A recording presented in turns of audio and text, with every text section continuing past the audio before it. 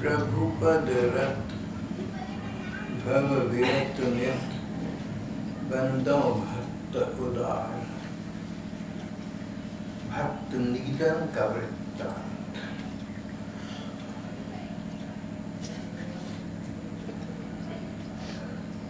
कई सौ वर्ष पुरानी वार्ता नीदन की है।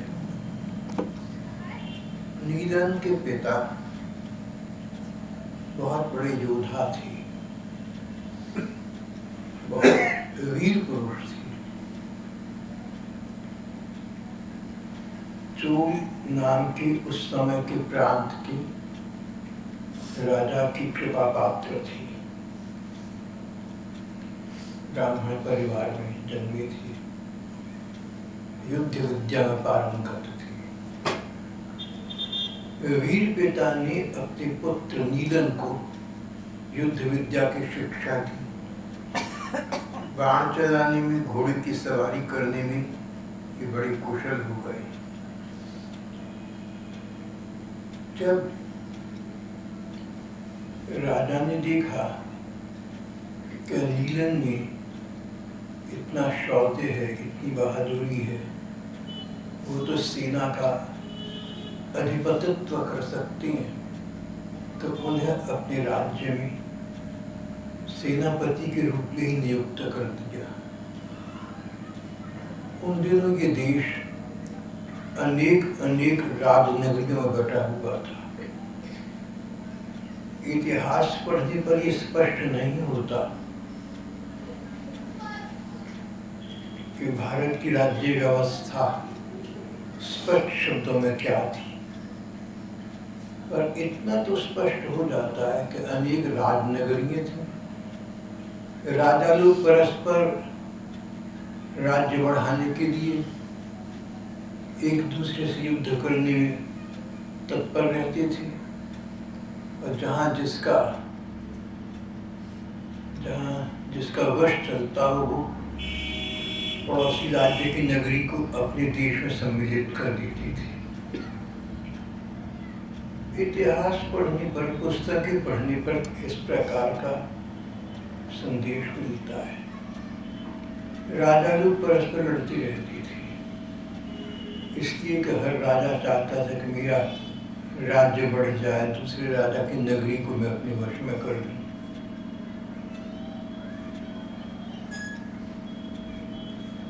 कदाचित पूरे देश में एक संघीय सरकार न होने के कारण विदेशी सत्ताओं को यहाँ पर अपना अधिकार जमाने का अवसर प्राप्त हो सका। जो भी हो, दक्षिण भारत के चूल नाम के राजनगर के राजा ने नीदन को अपने यहाँ सेनापति के रूप में नियुक्त कर दिया। आसपास के राजाओं से युद्ध होता तो विजय सदा नीदन की होती, और एक ऐसी स्थिति आ गई कि जहाँ युद्ध होगा और नीदन सेना का सेनापतित्व करेंगे, नेतृत्व करेंगे, वहाँ नीदन की चूल राज्य की तो सफलता होगी।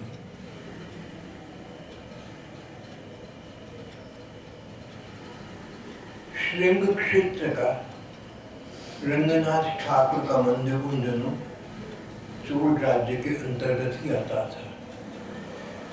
भगवान नारायण की सेवा थी। नीदन की अध्यात्म में रुचि थी, पूजा पाठ में बहुत रुचि थी, पर राजकीय जीवन को प्राथमिकता प्राप्त हो गई थी। मानव का स्वभाव ऐसा है, जो दृश्य सुख है उसके सामने अदृश्य सुख कितना भी निश्चित क्यों न हो, तन मन दृश्य सुख के सामने अवनत हो जाती है। राज्य का सुख वैभव प्राप्त होना सो तो नीदन के पास था ही, राजा के बाद मानो इनका ही क्रम संख्या की दृष्टि से दूसरा नंबर आता था। सेनापति थे, सेना के अध्यक्ष थे, इनका आदेश चलता था। अपने राजनगर में राजा के बाद एक प्रकार से नीलन ही सबसे बड़ी राजनेता, राजपुरुष थी। शासन प्रशासन उनके हाथ में था। सारी संसार की सुख सुविधाएं उन्हें प्राप्त थी। सुख भोग की ऐश्वर्य की संपत्ति उनके पास थी। सेवक सेविकाएं उनके पास थी। जिस प्रकार के सुख भोग की सामग्री कोई राजा या कोई सैनिक, कोई सेनापति चाह सकता है, नीलन को सब उपलब्ध थी। परिणाम ये कि जो उसकी रुचि भगवान श्री रंगनाथ जी के मंदिर में थी, वो वर्तमान में दब गई, गौण हो गई, आनुषंगिक हो गई। उसको प्रथम स्थान प्राप्त न रहा। पद प्रतिष्ठा और सुख भोग ने प्रथम स्थान ले लिया और भगवान रंगनाथ की सेवा पूजा ने दूसरा स्थान प्राप्त करा नीलन के जीवन में। ये तो मानव का स्वभाव है। हम लोगों के सामने जो सुख है, आंखों से दिख रहा है, तन को प्राप्त है, हम उससे आकृष्ट हो जाते हैं, उससे आकर्षित हो जाते हैं। उस समय श्रेय का विचार नहीं रहता, पर दुख का विचार नहीं रहता। भगवान से प्राप्त होने वाले सुख का विचार भी प्रधानता को प्राप्त नहीं करता। नीलन के साथ यही हो रहा था।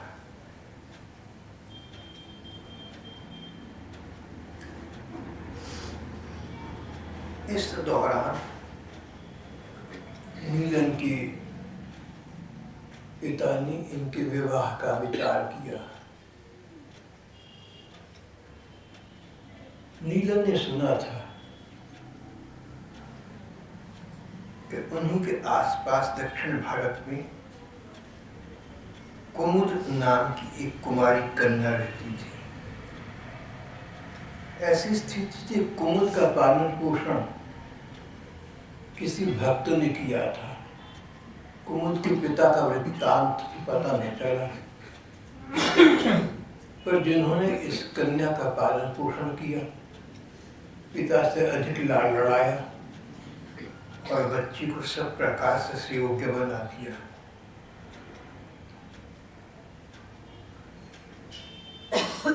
कुमुद रूप सौंदर्य में शेष कन्याओं से अधिक थी। देखने में कोई देव कन्या लगती थी। बहुत सुंदर कन्या थी। अंग अंग से सौंदर्य झांक रहा था। यहाँ तक कि आस पास दूर पार कुमुद की सुंदरता और उसके गुणों की चर्चा होने लगी। कई राजाओं ने उसको प्राप्त करने का असफल प्रयास किया। असफल इसलिए कि कन्या कुमुद पर जिन्होंने इसका पालन पोषण किया था, उन धर्म पिता का बड़ा प्रभाव था। ये तो भक्त कन्या थी। कहती थी ऐसे विवाह से विवाह न कराना उचित है जिसमें फंसकर मनुष्य संसार का बनकर रह जाए। विवाह का उद्देश्य तो दो जनों का संग मिलकर पति पत्नी एक दूसरे को सहयोग दें, धर्म के मार्ग पर अग्रसर होने में, भगवान का प्रेम प्राप्त करने में, तब तो पति पत्नी का संबंध भी उचित है और विवाह का भी औचित्य है। नहीं तो इससे अच्छा तो अविवाहित रहना है। प्रधान स्थान भगवान को देना है, धर्म पालन को देना है, भगवान के स्मरण को देना है, भगवान के भक्तों को अपने जीवन में सर्वोच्च स्थान देना है। हमारे संबंधी न तो पिता की नाती वाली है और न संभावित पति की नाती वाली है। हमारी वास्तविक संबंधी तो भगवान के भक्त होती है। इस लोक में उनका संग हमें भगवान का स्मरण प्रदान करेगा, पर लोक में उनका आज का संग हमें सद्गति प्रदान करेगा। तो भक्तजन जीवन में आए, हमारे जीवन का लक्ष्य तो यही है। विवाह उसका माध्यम हो तो विवाह करना उचित है, और नहीं तो विवाह न करना ही ठीक है। अनेक अनेक राजा महाराजाओं ने कुमुद का कर ग्रहण करना चाहा, उसका पाणी ग्रहण करना चाहा, पर उसने अपने पिता से स्पष्ट कह दिया, पिताजी मैं इस प्रकार का राजसी जीवन व्यतीत करना नहीं चाहती, मैं तो भक्तिमय जीवन चाहती। और राजा महाराजा लोग विलासी स्वभाव के होते हैं, सुख भोगों में पड़ी रहती, भगवान का भक्तों का इनका तो इनको ध्यान भी नहीं आता। भगवान विवाह भी करना कराना चाहेंगे तो स्वयं से जुटाएंगे, और नहीं तो मैं इसी प्रकार यहीं रहकर भगवान का भजन स्मरण करूंगी। इस समय नीलम को पता चला कुमुद के विषय में और कुमुद के विचारों के विषय में। सोचा कि बात तो उसकी बिल्कुल ठीक है, कुमुद नाम की कन्या बात तो ठीक कह रही है, विवाह कराना है तो मुझे भी ऐसी कन्या से कराना चाहिए जो धर्म की ओर आगे बढ़ने में मुझे प्रोत्साहित करे। पतिदेव कहें कि आज मंदिर में देव दर्शन के लिए नहीं जा सकूंगा, तो पत्नी कहे कि 5 मिनट निकाल कर पहले चली जाएगी, क्या हो गया, चलिए मैं भी आपके साथ चली थी। ऐसी पत्नी को ही धर्मपत्नी कहा है, ऐसी पत्नी को ही हमारी संस्कृति में सहधर्मिणी कहा है, जो धर्म में साथ है, जो अपने पति प्रियतम को प्रभु के पथ पर लगा है, परम पति भगवान के चरणों में समर्पित कर दिए।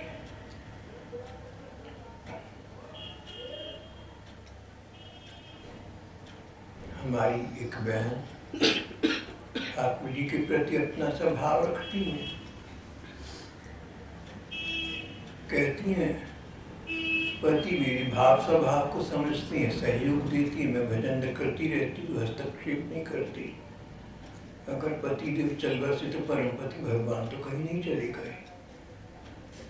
भगवान की माया परम्पार है, पति देव असार संसार को छोड़कर अकाल काल की कवलित हो गए।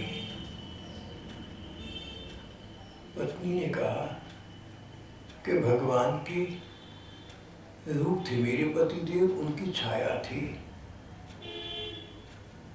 जिन भगवान की छाया थी पति देव, भगवान ने छाया को पास बुला लिया, पर वे परम पति देव मेरा तो संरक्षण कर रही हैं और आगे भी करेंगे, जो करेंगे सो ठीक है। इस प्रकार मैंने कहीं कहीं, अधिक तो नहीं पर कहीं कहीं इस प्रकार की स्थिति देखी। फिर मैंने ये भी देखा कि किसी पत्नी ने अगर भगवान पर ये भरोसा रखा कि वे परम पति मेरी रक्षा करेंगे, अगर किसी पति ने भगवान पर भरोसा रखा कि पत्नी परिवार कुछ भी करे पर भगवान मेरा संरक्षण करेंगे, पति पत्नी हो या संसार का कोई भी संबंध वाला कोई भी व्यक्ति हो, जिसने भगवान पर भरोसा रखा, भगवान ने उसके भरोसे को कभी नष्ट में नष्ट न होने दिया। God never lets down his own people.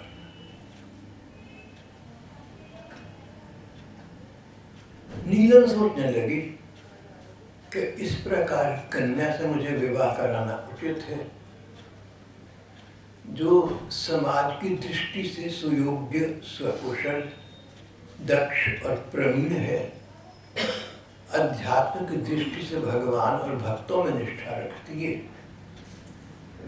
धर्म के पथ पर मुझे प्रोत्साहन प्रदान करेगी। इस प्रकार पति पत्नी हम दोनों भगवान के पथ पर भी अग्रसर होंगे और संसार में भी कुछ कर दिखा सकेंगे। नीलन कुमुद के धर्मपिता से मिले, उनके सामने अपना प्रस्ताव रखा और कहा कि अगर आपकी बेटी मान जाए तो मैं उसको भगवान के मार्ग पर, भक्ति के मार्ग पर रुकना तो दूर रहा, सदा प्रोत्साहन दूंगा, प्रेरणा दूंगा। आप अपनी कन्या से बात कर लें और फिर जैसा उचित समझे मुझे संदेशित कर दें।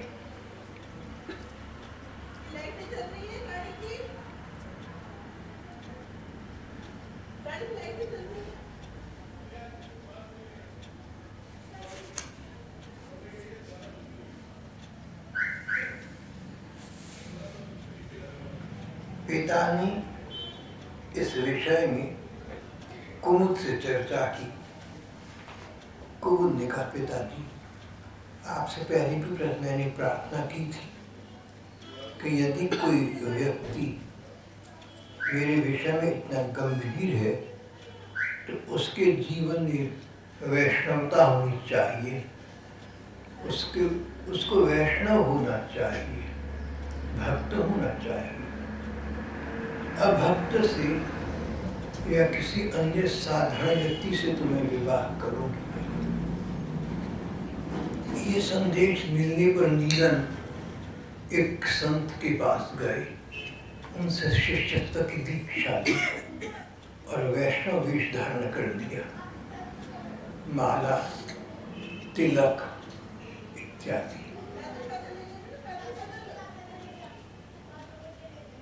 कन्या ने पिताजी से कहा, पिताजी केवल बाह्य परिवर्तन पर्याप्त नहीं है। माला धारण करना, तुलसी की माला धारण करना या उस पर जप करना, चंदन का तिलक लगाना इत्यादि बातें कोई भी व्यक्ति किसी सांसारिक सफलता के लिए भी कर सकता है। इन बातों से ये पता नहीं चलता कि सचमुच भक्त हो गया। ये बातें इस बात का प्रमाण नहीं है कि इसके हृदय में भगवान का प्रेम प्राप्त करने की इच्छा है। मैं किसी ऐसे व्यक्ति से विवाह करूंगी जिसके हृदय में भगवान का प्रेम प्राप्त करने की इच्छा, जो भगवान के भक्तों को महत्व देता हो, संबंध या भगवान से या भगवान के जनों से, भक्तों से। और जो उस सेनापति ने वैष्णवता के चिन्ह धारण कर लिए, किसी साधु तंत्र से दीक्षा ले ली, ये बातें पर्याप्त नहीं है। वैष्णवता का ये क्रियात्मक परिचय तो नहीं है, ये तो सिद्धांतिक है, नियम है। ऐसा नियम का पालन कोई कर सकता है, पर जीवन में ऐसा कुछ कर दिखाए जिससे भगवान के प्रति उसकी भावना का स्पष्ट बोध होता हो, तो मेरे द्वारा वरण्य होगा। नीलन ने कुमुद की दूसरी अनिवार्यता, दूसरी शर्त भी स्वीकार की। उसने नीलन ने कुमुद की इच्छा के अनुसार सारे नगर के सभी साधुओं को और सच्चे ब्राह्मणों को भोजन कराना आरंभ कर दिया। एक प्रकार का साधु सेवा, एक प्रकार का भिक्षा क्षेत्र खोल दिया।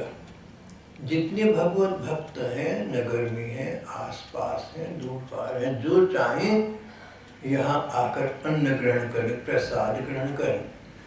और सब साधुओं के, भक्तों के प्रसाद पाने के पश्चात हम उनका उच्छिष्ट, उनका बचा खुचा खाना ही खाएंगे। लगभग 1000 बरस पुरानी ये बातें हो गई। साधु सच्चे होते थे, कोई कोई निकम्मा भी होता था, पाखंडी भी, लेकिन प्रायः नहीं। जो लोग अपनी इच्छा से साधु बन जाते या परिस्थितिवश साधु बन जाते, दोनों ही बनते साधु सच्चे मन से थे, सोचते थे भगवान में लग जाओ भैया, संसार में क्या रखा है, त्याग वैराग। इस प्रकार के भगवान में लगे हुए साधुओं की सेवा करना भगवान की सेवा है। आज के युग में कौन साधु है, कौन संत है, कौन कितना है, कौन कितना नहीं है, हम कुछ कह नहीं सकते। कम से कम मुझे तो किसी का नहीं पता। लेकिन उस युग में, उस समय में, उस कालखंड में साधु लोग नियत से, मन से साधु ही होते थे। कोई अधिक आगे बढ़ गया होगा, कोई पीछे रह गया होगा, सो तो होगा, पर नियत भावना सबकी ये होती थी, भैया अब शेष जीवन भगवान में लगा दो। नेक नियत साधु थे। सब साधुओं को प्रसाद पावाना आरंभ नीलन ने कर दिया। कुमुद ने कहा था 1 वर्ष तक अगर तुम साधु सेवा करोगे तब जानो, तब विवाह का विचार करके आना। 1 वर्ष तक करती रही। शर्त के अनुसार दोनों का विवाह संपन्न हो गया।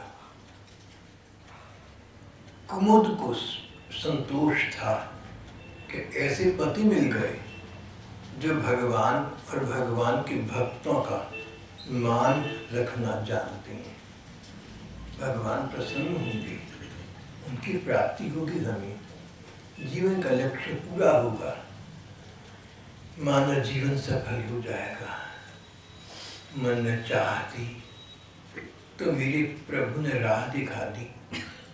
इस प्रकार के व्यक्ति से मेरा पाणी ग्रहण करा दिया। ये संतोष था कुमुद को।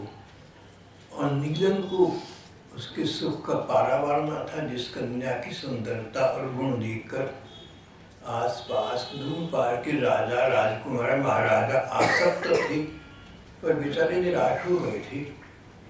वो सुयोग्य सुकन्या इन्हें प्राप्त हो गई और श्रद्धा निष्ठा के साथ एक पतिव्रता पत्नी के रूप में प्राप्त हो गई।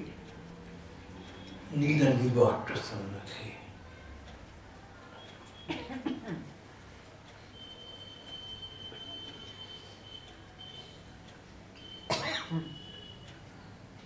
दोनों ने साधु सेवा का कार्य अभी भी बंद न किया।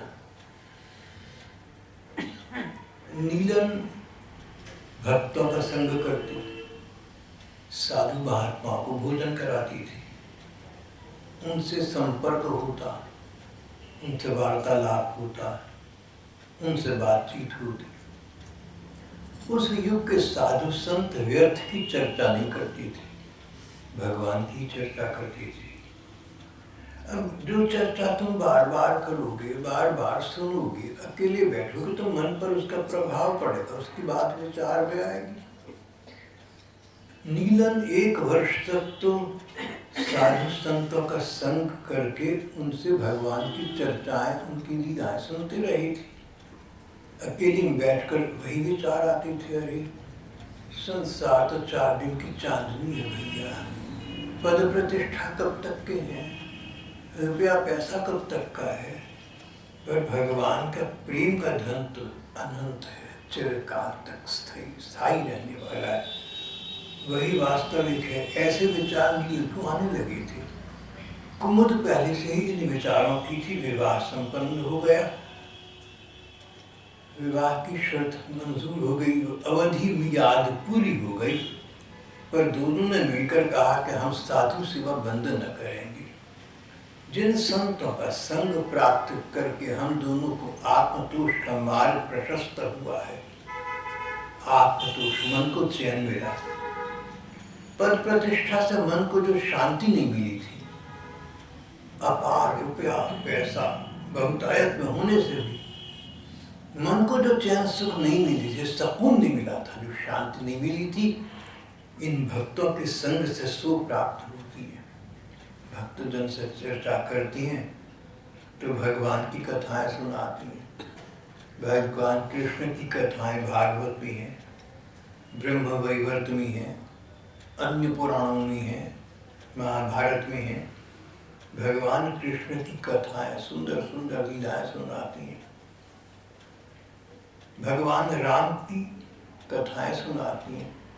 प्रभु राम जी की लीलाएं की तो विषय में क्या कहूँ आपसे, पता होगा आपको।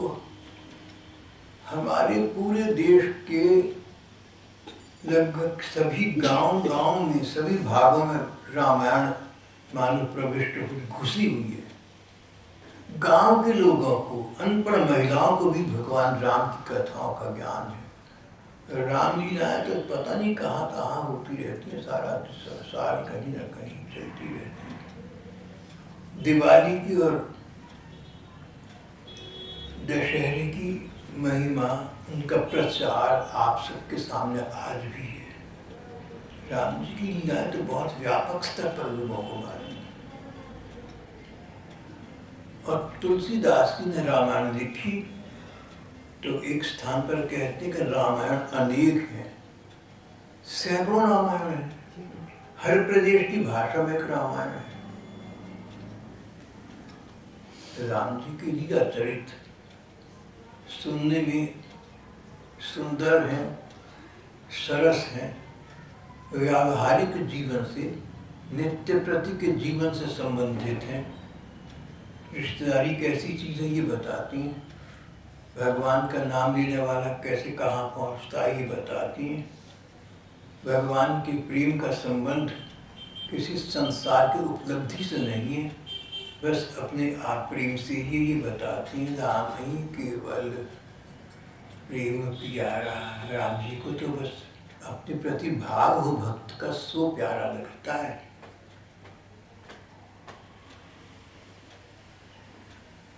साधु संत आते, नीलन के पास आती थी, अब तो विवाह हो गया था, कुमुद भी होती थी, राम जी की लीलाएं सुनाती। भगवान के अनेक अवतार हुए, कहीं कहीं भगवान के 10 अवतारों का वर्णन मिलता है। प्रसिद्ध संत कवि जयदेव जी ने 10 अवतारों की चर्चा की है और स्तुति की है। जय जगदीश हरि, 10 अवतारों का वर्णन है। धर्म ग्रंथों में जहाँ सूची आती है वहाँ कहते हैं भगवान के 24 अवतार हुए। भागवत में भगवान के 22 अवतारों के नाम आते हैं। भाव ये कि भगवान के अनेक अनेक अवतार हुए। कई अवतार तो संसार में हम लोगों के जीवन में सभी को पता है। राम और कृष्ण तो साक्षात भगवान थे, पर नृसिंह भगवान की कथा भी सभी जानते हैं। और अनेक अवतार हैं। राजा बलि के यहाँ भगवान वामन रूप में प्रकट हुए। एक बार भगवान ने कच्छप धारण किया, एक बार भगवान ने मत्स्यावतार लिया। भगवान की अवतारी कथाएं सुनने को मिलती, नीलन को और पत्नी को इन महात्माओं से। तो फिर परस्पर मिलकर बैठते हैं तो कोई अवतारी कथा की चर्चा आरंभ हो जाती। कभी कृष्ण कथा करती, कभी रामायण करती, कभी अवतार की कथा करती। फिर भक्तों की गाथाएं आरंभ हो जाती। पूर्वाकाल के भक्त कैसे कैसे थे, भक्त भगवान की ऐसी कि दूसरे के सुख के लिए अपने कष्ट को, दूसरे के सुख के लिए स्वयं कष्ट उठा लें, अपने कष्ट को सहर्ष स्वीकार कर लें दूसरे के सुख के लिए। किसी बुरे आदमी के लिए जिसने भक्त के साथ बुराई की हो, किसी बैरी के लिए जिसने भक्त से बैर साधा हो, उसके लिए भी कल्याण कामना करें और हो सके तो उसके लिए व्यावहारिक सहायता भी करें। ऐसे ऐसे भक्तों की कथाएं संत महात्मा सुनाते हैं। कुमुद नीलन पर इन महात्माओं का, इन कथाओं का गहरा प्रभाव पड़ता था।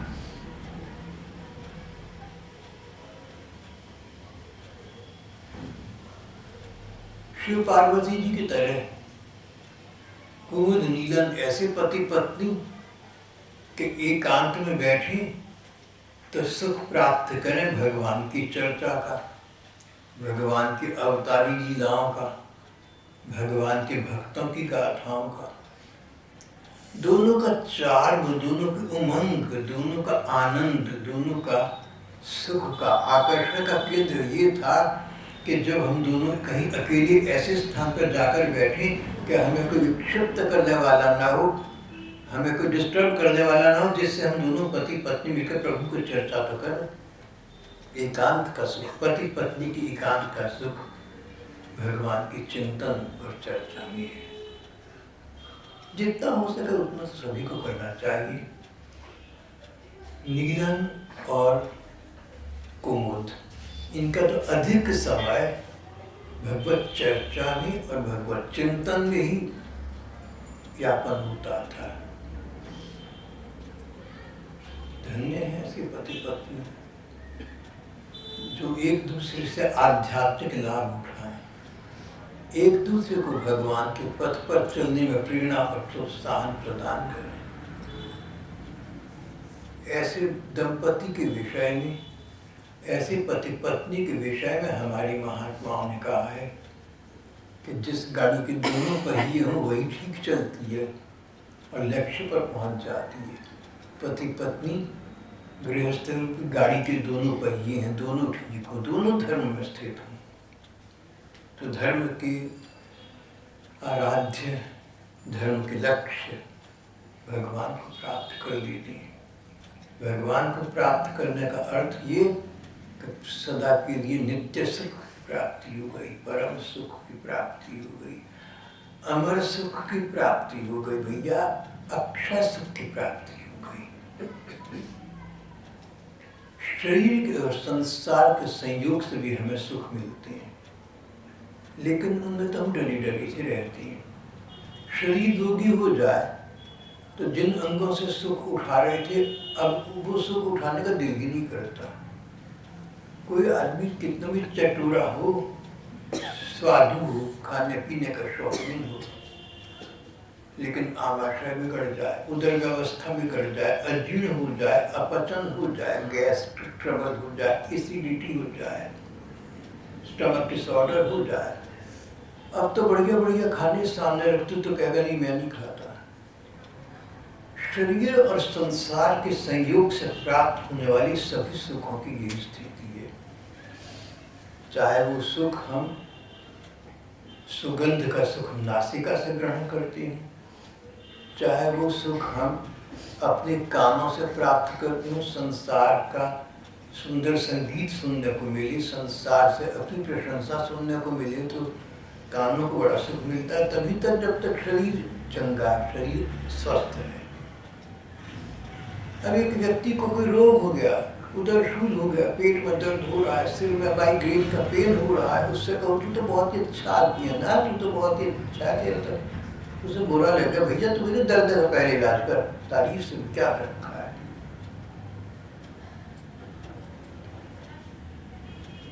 किसी रोगी की सहायता करनी हो तो रोग के कष्ट काल के समय वो अपनी प्रशंसा सुनना नहीं चाहेगा, जबकि प्रशंसा सुनना हमारा मानव का स्वभाव है। प्रसन्न होते हैं सब अपनी प्रशंसा सुनकर। बहुत विवेकवान कोई व्यक्ति हो, समझदार व्यक्ति हो, वही अपनी प्रशंसा से सुख पानी से मुक्त रह सकता है। जितना आपके पास पैसा अधिक, जितना आपका वर्चस्व रसू हो, जितना आपका वर्चस्व अधिक, जितनी पद प्रतिष्ठा अधिक, उतनी आपके प्रशंसक। सर्वे गुणा कांचनम आश्रयन्ति। महाकवि भर्तृहरि कहते हैं कि सारे गुण तुम्हारी में होते हैं अगर पैसा तुम्हारे पास। पैसे वाले की प्रशंसा जिस चाहे मंच से सुन लो, सारे गुण उसमें आ जाएंगे। ये चर्चा तो चलो संसार की है, सबको पता ही है। तो विषय ये चल रहा था कि नीलन और कुमुद ऐसे पति पत्नी बन गए थे, नव दंपति जो एकांत चाहते इसलिए थे कि भगवान की कथा कीर्तन कर सके, भगवान के ध्यान कर सके, एक दूसरे से स्पर्धा करते। स्पर्धा, सात्विक ईर्षा, ईर्षा में दूसरे से आगे बढ़ने की इच्छा होती है और जलन होती है कि दूसरा आगे क्यों बढ़ा, हम उसका बुरा चाहते हैं। स्पर्धा, हम जैसी उन्नति दूसरे ने की वैसी उन्नति करना चाहते हैं, उससे अधिक करना चाहते हैं, पर उसकी उन्नति न हो ऐसा नहीं चाहते। पति पत्नी में एक होड़ लग गई, एक स्पर्धा हो गई, कौन भगवान की पूजा ज्यादा करेगा, कौन माला ज्यादा करेगा, कौन साधुओं की सेवा ज्यादा करेगा, कौन ठाकुर जी की सेवा ज्यादा करेगा, कौन एकांत में भजन अधिक करेगा, कौन एकांत में बैठकर भगवान का ध्यान अधिक करेगा। ऐसे पति पत्नी हो तो समाज का, देश का कल्याण हो जाए। नीलन और कुमुद इस प्रकार के पति पत्नी थे। साधु सेवा करते करते, भगवत चर्चा श्रवण करते करते दोनों में बहुत बड़ा परिवर्तन हो गया। अब वो चर्चा जिसकी सुनते, चर्चा जिसकी करते, चिंतन उसी का होता। ये तो स्वभाव है मनुष्य का। आप कोई दुखद दृश्य देख लें, कहीं कोई आकस्मिक दुर्घटना हो जाए, आपने देखी हो, अकेले बैठे कुछ का विचार आएगा, कैसे लोग मर रहे थे, चीख रहे थे। और अगर आप कोई सुखद दृश्य देखें, कोई सुंदर बाग बगीचा देख लें, अकेले बैठकर उनके फूलों का, उस सरोवर का, वहाँ के जलप्रपात का, इनका विचार आएगा। कहीं मंदिर में जाकर दर्शन करा तो वहाँ के ठाकुर सुंदर लगे, उनका विचार आएगा। कथा अच्छी हो रही थी तो उसका विचार आएगा। भावी का मनुष्य का तो ये स्वभाव है, जैसा संग करोगे वैसा मन बन जाएगा। इसलिए जैसा मन बनाना चाहो, समय निकाल कर वैसा संग करना। हमारी महात्माओं ने तो यहाँ तक कहा, कोटिं त्यक्त्वा हरिं स्मरेत। तुम्हें तो काम लगे रहते हैं घर गृहस्थी वालों को कि सत्संग के लिए समय नहीं मिलता, संकीर्तन के लिए समय नहीं मिलता, पूजा पाठ के लिए समय नहीं मिलता, क्या करें, चाहते हैं लेकिन समय नहीं मिलता। इस प्रकार जो लोग भगवत चिंतन चाहते तो हैं लेकिन समय नहीं मिलता, उनके लिए महात्माओं ने कहा, सबके लिए नहीं कहा, सब नहीं समझ सकते, जिनकी रुचि है उनके लिए कहा, कोटिं त्यक्त्वा हरिं स्मरेत। संसार के करोड़ काम छोड़कर भी तुम सत्संग करो, भगवान का भजन करो, तो तुम्हें हानि कभी नहीं होगी, तुम्हें हानि कभी नहीं उठानी पड़ेगी। नीलन और कुमुद कोटिं त्यक्त्वा हरिं स्मरेत। न जाने कितने काम छोड़कर भी साधु सेवा सतत निरंतर कर रही थी और भक्तों के साथ हरि कथा सुनने में इन्हें सुख मिलता था, सो भी कर रही थी। इस प्रकार इनका जीवन बाद में तो जब सुख मिलेगा तब देखा जाएगा, वर्तमान में निकल रहा था। पूज्य स्वामी अखंडानंद जी महाराज कहते थे कि भजन और भगवान का चिंतन चर्चा ये नकद का सौदा है, उधार का काम नहीं है। अगर तुम कीर्तन करो, अगर तुम भगवान का चिंतन करो, भगवान का ध्यान करो, तो अभी शांति मिलेगी, अभी अपने मन को अच्छा लगेगा। एक व्यक्ति है आधा घंटा बैठकर भगवान के नाम का जप करता है, भले मन भागा फिरे।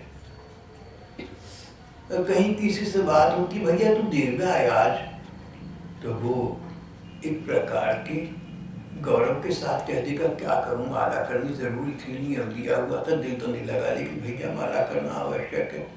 आधा घंटा उसमें लग गया, छोड़कर कैसे आता है। सुख से कहेगा, आत्मविश्वास के साथ कहेगा, दूसरा कहेगा ठीक है।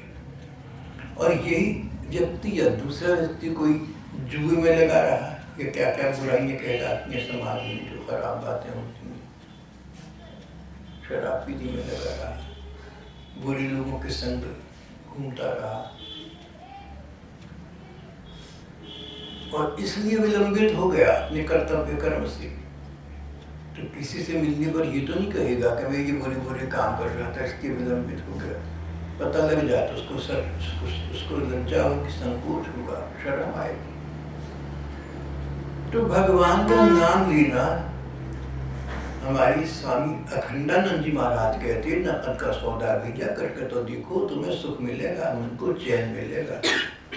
सुबह सुबह उठे, भगवान को प्रणाम किया, रात को सोने से पहले भगवान के रूप का ध्यान किया, चरणों में प्रणाम किया, मन की आंखों से देखा कि तुमने भगवान के चरणों में प्रणाम किया, भगवान ने तुम्हें दोनों बाहों से उठाकर खड़ा किया, तुम्हारे कंधे पर, तुम्हारे सिर पर अपना वरद हस्त रख दिया, अपना कोमल कर रख दिया, तुम्हें देखकर भगवान मुस्कुराए।